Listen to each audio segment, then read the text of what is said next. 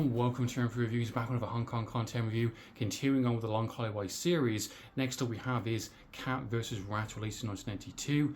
This was the same year as Legendary Weapons of China, which I absolutely loved, and I thought was definitely a return to form, I say, in terms of Lau Kar-leung. Definitely one of my personal favourites out of his filmography, my personal taste.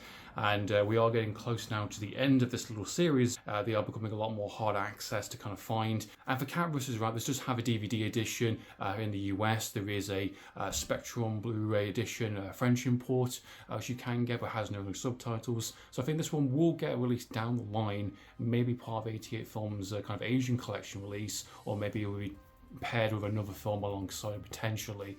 This film is not really much to talk about for me, absolutely honest, compared to some of the other films. It's kind of surprising, and I can see why it's very disregarded. I can see why people don't talk about it as much, but at the same time I did actually quite enjoy it for the most part. It's an hour and 23-minute film.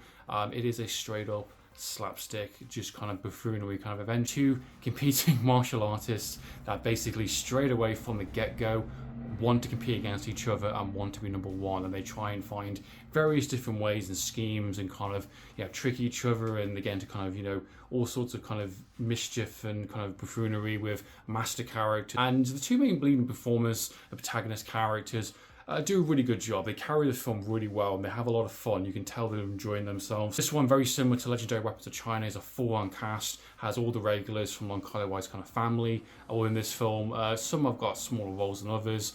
Gordon Liu appears up towards more the end of the second act, going into the third act of the film. So you got all the regulars in this film, all playing various kind of small parts here and there. Even Lau Kar-leung himself playing another master character during the start of the film. And while you've got Alexander Fungchong, which really is a scene stealer, and he's just so funny and so kind of like, he has so much animation with his kind of facial expressions and his body language, and you can tell he's just kind of has good timing with his kind of humour, with his martial arts fight. It's such a shame he died so young, and obviously leading up to the 8 Diagram Pole Fighter.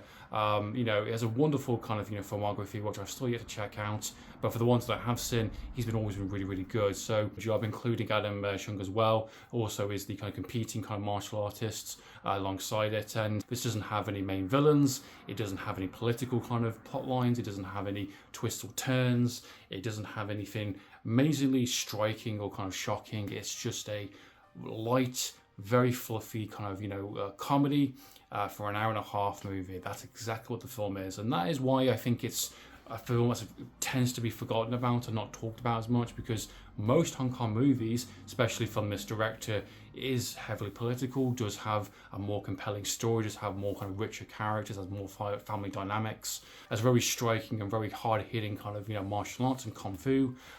So you have a very strong director that knows how to channel and how to present all this stuff on screen, and he's kind of experimented a little bit within these kind of couple of years, from these kind of early 80s, with his comedy, with his storytelling, and what kind of films he wants to really make. I think this has been his most experimental kind of phase, and this one is tying more into the kind of slapstick kind of humor, which makes sense. In terms of the film itself, Cat vs. Rat, I think it's an acceptable, relatively forgettable kind of slapstick comedy. I think it's charming in places. I think it does have two compelling main leading protagonist characters, even though we don't really know who those characters really are necessarily. We don't really have any stakes in the film. We have no real kind of intriguing kind of plot lines or kind of any kind of enemies to face. It's just a classic kind of odd couple kind of buffoonery for an hour and a half, and if you like that kind of stuff, you're definitely going to kick out of it. I think it's a lot more enjoyable than I expected. I definitely enjoyed this a lot more than the return to 36 Chambers, where I felt that was kind of tainting what was already came beforehand. So that's been my thoughts and opinions on Cat vs. Rat. What are your thoughts, guys? Please comment down below. So meantime, guys, Amphlett Reviews signing out.